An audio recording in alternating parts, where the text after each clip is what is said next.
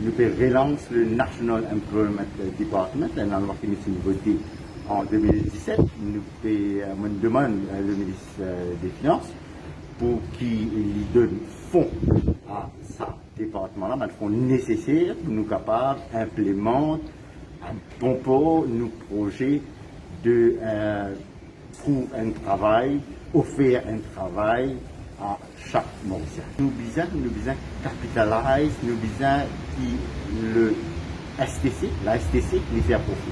Alors, Mofin propose à ce que nous ayons nos propres storage capacities. Parce que c'est qu'arrivé en ce moment-ci, nous louons avec une compagnie privée, une storage capacity, c'est-à-dire que nous stockons nos fuel, nous stockons gaz, tout ça là. Si nous prenons une storage facilities pour nous-mêmes, nous pouvons capitaliser, là, nous pouvons faire profit et la STC se réserve les coûts transit, comme ça nous sommes capables de servir pour les autres types d'activités que la STC fait. C'est une bonne demande, bien sûr. Comme je connais récemment, on a rempli presque tous les postes parce que le bureau de l'Attorney General besoin bien staff comme un professionnel pour donner legal advice à tous les government departments. Mais il y a un projet qui peut prendre un peu aussi nos budgets et qui nous demande un petit budget supplémentaire, c'est nos centres d'arbitrage international. Le MIAC, le Mauritius International Arbitration Center, nous besoin qu'il y décoller et pour ça, besoin de ce funding nécessaire. Concernant l'agriculture, alors là, c'est un vaste chantier. Nous pouvons implémenter le rapport de la Banque mondiale sur le Sugar Sector Reform. Nous pouvons implémenter le rapport de la Banque africaine de développement sur le Non-Sugar Sector Reform. Et là, le Non-Sugar Sector Reform, la Banque africaine de développement, qui recommande très fortement, et nous d'accord avec ça, le Agro-Processing Zone, qui est carré dans le Food Security Programme. Si nous faisons agro-processing dans ce pays-là, nous pouvons réduire nos importations, l'eau manger, nous pouvons être self-sufficient l'eau manger. Là, il y a des projets importants, il y a des projets d'infrastructure, il y a aussi tout l'aspect human resource qu'il va falloir qu'on revoie. Et on a eu le soutien du ministre des Finances qui nous a dit qu'il va considérer la plupart de nos projets.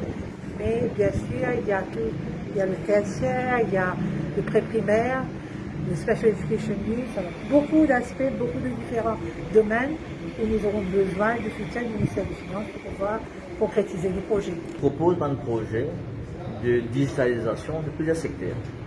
Par exemple, le e-health qui nous digitalise du monde l'hôpital, il vient de plus en plus d'actualité et qui nous fait dire que c'est le grand temps maintenant pour vraiment commencer le projet de e-health, que nous avons une digitalisation de demande l'hôpital qui peut permettre nous un service hospitalier capable de donner un plus bon service encore et aussi pour les patients pour qui le passage dans l'hôpital n'est pas très sûr.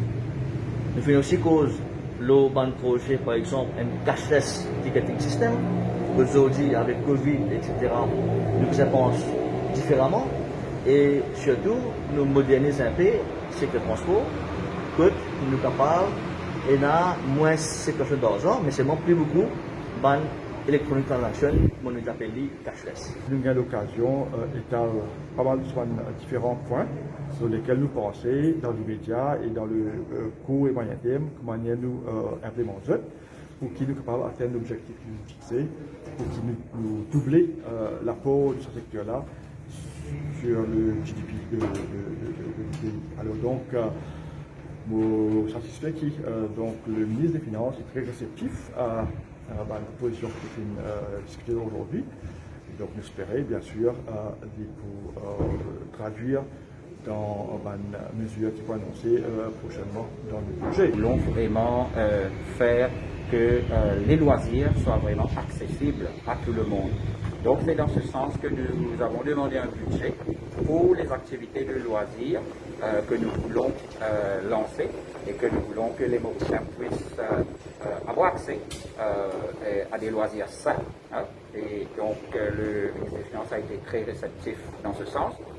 Évidemment aussi le sport. Le sport, nous avons de grands projets et nous avons par exemple le projet de Paris 2024 qui vise à encadrer les sportifs de très haut niveau par rapport aux Jeux Olympiques. Donc nous avons fait une demande dans ce sens, mais aussi nous avons fait notre demande pour que nous puissions avoir notre budget pour gérer les différentes fédérations, pour gérer les différentes activités sportives qui vont venir, les différentes compétitions qui vont venir, aussi la préparation à venir par rapport aux Jeux des îles de 2023. C'est très bien passé et je trouvais qu'il vraiment, on dit set the base, comment dire, set la base pour vraiment que l'économie bleue devienne un pilier de notre pays. Alors c'est un peu dans cette direction-là qu'il nous peut aller. Malheureusement, encore une fois, comme nous dit, la situation c'est pas très facile, nous aurions fait beaucoup mieux. Avec les moyens de bord, vous pensez déjà à une proposition pour aller vers bien sûr, pendant l'état qui nous vous a guetté, combien de temps ça vous prend?